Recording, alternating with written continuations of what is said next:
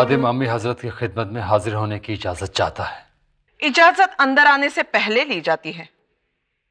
शुक्र है हमसे मिलने का वक्त मिला आपको।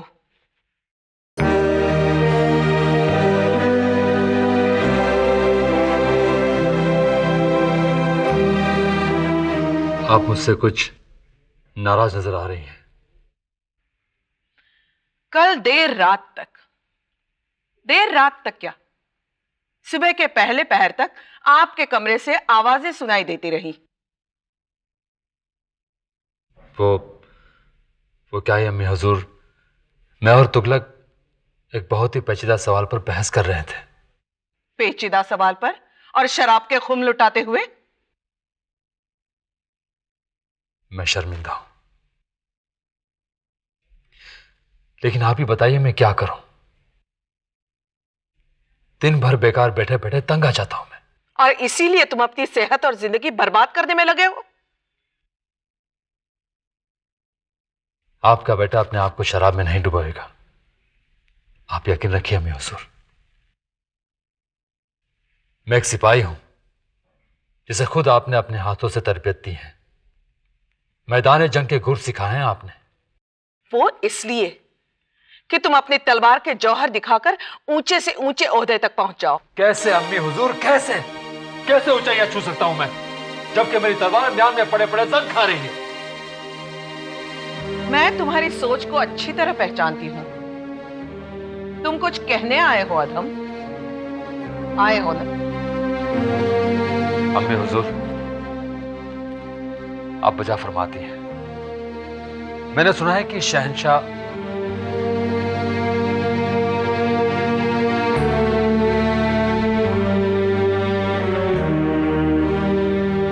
अब कहो।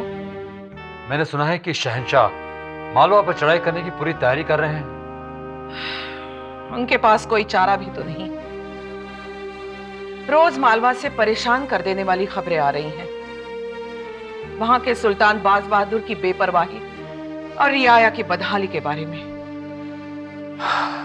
काश मुझे इस मुहिम की सरदारी करने का मौका मिलता। पीर मोहम्मद भी इस मुहिम का सिपाह सालार बनना चाहता है। और तुम जानते हो, वो उम्र में तुमसे बड़ा है, रुतबे और तजुर्बे में भी तुमसे बहुत आगे है। लेकिन शहंशाह उनके काबिलियत से वाकिफ हैं, पर मुझे अपने जौहर दिखाने का मौका नहीं मिला है अम्मी हुजूर, और इससे अच्छा मौका फिर कभी नहीं मिलेगा। मैं दिखा दूंगा अम्मी हुजूर, मैं दिखा दूंगा कि मैं शहंशाह के लिए कैसे मालवा फतेह करके आता हूं। ये तुम्हारी खुशनसीबी है कि शहंशाह को अभी तक इस बात का पता नहीं चला कि तुम उस जलील तुगलक खान के साथ अपना वक्त बर्बाद करते हो। मैं आपसे वादा करता हूं अम्मी हुजूर, मैं आपसे वादा करता हूं मैं उसकी सूरत तक नहीं देखूंगा। अब बस शहंशाह को पीर मोहम्मद के साथ मुझे मालवा पर यलगार करने पर राजी करवा दीजिए। फिर अगर मैंने बास बहादुर को उनके सामने घुटने टेकने पर मजबूर नहीं किया तो मेरा नाम बदल दीजिएगा। ऐसे मामलों में जल्दबाजी करने से काम बिगड़ जाते हैं। मुझे मुनासिब वक्त ढूंढने दो, तब तक तुम दरबार में अपनी हाजिरी लगाना शुरू करो, और वो भी ऐसे कि शहंशाह की नजर तुम पर पड़ती रहे। लेकिन याद रहे, शहंशाह एक आन में इंसान के तेवर पहचान लेते हैं, इसलिए कोई छिछोरापन मत करना।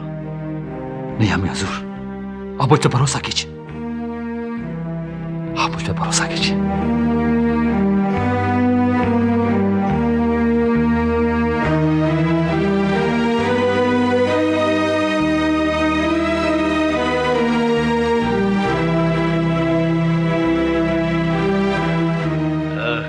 अम्मा हुजूर से मुलाकात हुई? हाँ। कोई बात बनी? अम्मी हुजूर हमारी हर हरकत पर नजर रख रही हैं। ओह, चल तू जलाल तू, इसका मतलब बहुत नाराज होंगी। कयामत की नाराज।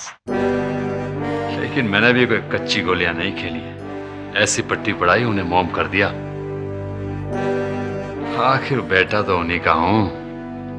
अल्लाह का लाख लाख शुक्र है, नहीं तो सारा का सारा गुस्सा मुझ पर निकलता और मेरी गर्दन काट ली जाती। सुनो तुगलक, तुम अभी इसी वक्त से मेरे आसपास नजर नहीं आओगे। मैंने अम्मी हजूर को इस बात का वादा किया है, उसके बाद ही वो शहंशाह से मेरी सिफारिश करने पर राजी हुई है। फिर तो तुम्हें मालवा पर हमला करने वाली फौज का सालार जरूर बना दिया जाएगा। शायद।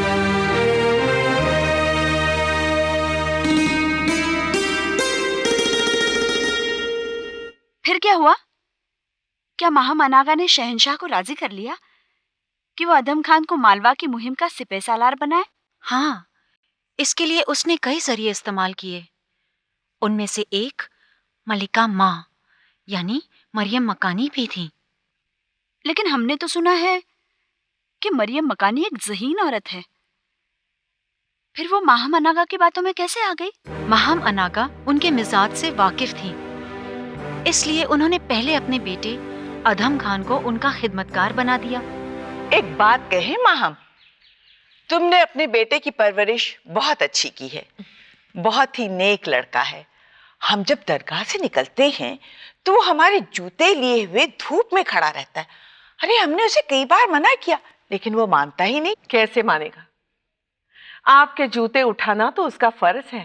वाकई बहुत ही नेक बरखुरदार लड़का है। आपकी नजर में आ गया, उसके लिए यही बहुत है। हम जलाल से इसके सिलसिले में बात करेंगे। ऐसे वफादार नौजवान को एक अच्छा ओहदा देना चाहिए, ये जलाल का फर्ज है। आखिर वो उसका दूध भाई भी तो है। शहंशाह को इसका इल्म है। अगर इल्म है तो जलाल ने इसके बारे में अब तक कुछ क्यों नहीं किया? आखिर वो कब तक हमारी खिदमत करेगा? क्या उसने सिपाहीगिरी की तालीम हासिल की है? उसकी तलवारबाजी बहुत मशहूर है मलिका माँ, लेकिन शहंशाह से मैं अपने ही बेटे की सिफारिश करूं, ये मुझे अच्छा नहीं लगता। हालांकि मुझे खबर है कि एक मौका ऐसा आ गया है जिसमें अधम अपनी बहादुरी के जौहर दिखा सकता है। किस मौके की बात कर रही हो? शहंशाह मालवा में अपनी फौज भेजने वाले हैं। अगर फौज जा रही है तो अधम को सिपह सालार बनाया जा सकता है। इस सिलसिले में तुम शहंशाह से कुछ बात मत करना, जलाल से हम बात करेंगे। आप जो करेंगी अधम के भले के लिए ही करेंगी। सवाल ये नहीं है कि कौन सिपह सालार बनाया जाए, जरूरी ये है कि मालवा के सुल्तान का सर हमारे शहंशाह के सामने झुकाया जाए। हमें हैरत है कि हमारे सफीर भी मालवा के सुल्तान को हमारी शहंशाहियत मानने के लिए राजी नहीं कर सके। शायद उन्हें अच्छी तरह से समझाया नहीं गया कि उनकी नाफरमानी उनकी तबाही की वजह बन सकती है। वो शायद अपने सोचने की ताकत शराब के खुमार में खो बैठा है जहां पना। अगर ऐसा होता तो फिर वो खूबसूरत गीत कौन लिखता है? हमारा ख्याल है कि उन्हें गलत मशवरा दिया जा रहा है। उसे समझाने की हर कोशिश असफल हो चुकी है महाबली। इसमें कसूर सुल्तान से ज्यादा उन अफगान सलाहकारों का है जो उन्हें हर वक्त घेरे रहते हैं। शेरशाह सूरी तो मर गया, लेकिन उसके बाकी सिपाही मालवा के असली हाकिम हैं। ये इत्तला आपको कहां से मिली अबुल फजल? मालवा से एक वफद आया है जहां पना, जो वहां के मुसीबत ज़दा लोगों के नुमाइंदे। उन्होंने ये सब कुछ बताया। इस वक्त वो लोग कहां हैं? हम उनसे जरूर मिलना चाहेंगे।